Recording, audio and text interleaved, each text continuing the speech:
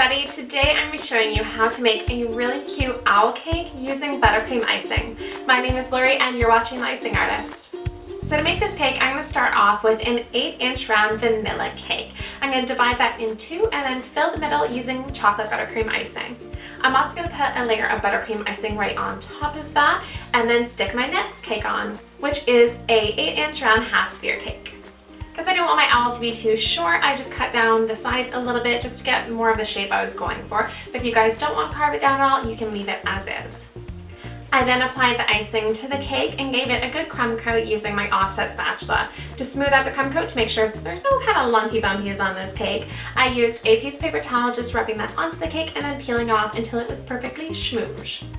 This chocolate recipe is so yummy. I'm in love with it. If you guys like to know how to make it, there's a link right here for you. The little eye that's right here. Now it's time to make our little owl kind of belly, and to do that we're going to use pink fondant because we're going to make a little girl owl. So I rolled out my pink fondant and I cut out little circles. I cut some of those circles in half and then glued those to my cake using some water. I started kind of staggering those, going across and kind of up the cake.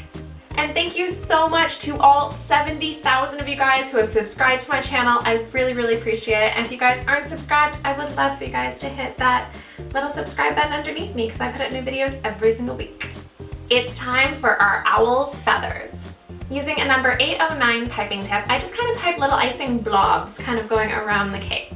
Now you're almost doing like the petal technique. So with that little blob, I'm just going to use an offset spatula. You can also use a spoon. And I'm going to kind of brush the icing going upwards, so it's going to kind of blend them into the cake. You want to start about halfway down the blob and then just kind of blend upwards, doing that going all the way around.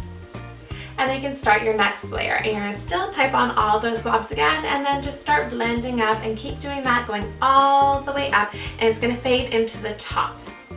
And of course, as always, I will leave all of the recipes and tools and everything that I'm using to make this cake in the description box below. I love this technique. I think it is really pretty. You can use it in lots of different kind of ways. But I thought it would give kind of like a texture and a good feather effect onto our owl.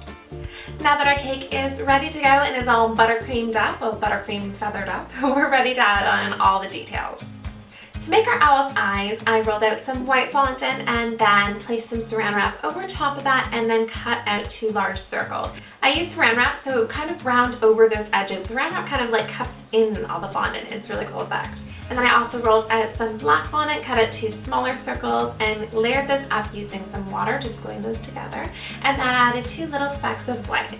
Whenever I do eyes on like a really cute character like this, I always like to do the eyes kind of looking upwards because I think that just makes them look cute and cartoony compared to like staring at you. Even though owls don't really have ears, most cartoon ones do, so I'm going to give my owl some little ears. And cut out 2 triangles, cut out 2 small triangles and layered those together. And I just stuck a toothpick in them so that way they would hold their kind of shape and stick up into my cake without falling over. Now of course this owl is going to need a pretty pink bow, so I cut one out of some pink fondant.